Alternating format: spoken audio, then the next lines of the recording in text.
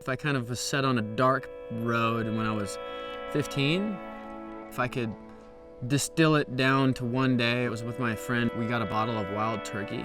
We went out to a country road in Illinois and just started passing it back and forth. I was new in this area in Illinois, having been transplanted from California. I was insecure like a lot of adolescents were. I was angry at the world because I loved California and I kind of hated Illinois. Trying to fit in with a peer group that was foreign to me. Getting drunk that day washed all that away, all those anxieties and insecurities. I got my first DUI when I was 16.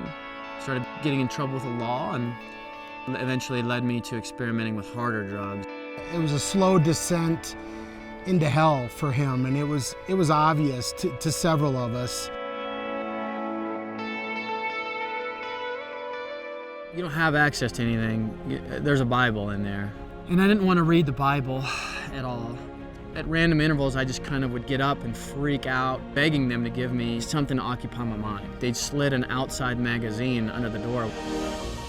There was an article in there about Boulder, Colorado, being the home of a lot of triathletes, and it talked in particular about the ultra-distance triathlon called Ironman. They recounted the distances of 2.4 mile swim, 112 miles on the bike, and running off the bike 26 miles, and that seemed so extreme to me that it kind of captivated me. That intensity of that experience and coming through that changed something inside of me. And I have been given a chance. I'm going to quit using drugs. I'm done being a scumbag. I'm going to change my life. A lot of push-ups and sit-ups in the beginning. He's all in, whether it's shooting heroin or training for Kona. Whatever Shane's doing, he's in with both feet, 110%. And I was beginning to feel like a part of the community instead of an outlier. People were accepting of me. People were supportive and very helpful everywhere I went. I first met Shane on a long training ride in Boulder. I thought he had a very similar background where he was clean cut, straight arrow, healthy, always eating well. Every now and again he'd drop a little something or other about his past. I wanted to know more. I was intrigued because I didn't see any of that aspect in his personality or his lifestyle. I was living in Boulder, this place that I had read about. For me, it was this kind of heaven on earth. I was essentially living my dream, and then I met this woman, Mandy, who's my wife now. It's hard to describe to someone, but if I could live a life of my choosing, I'm living it.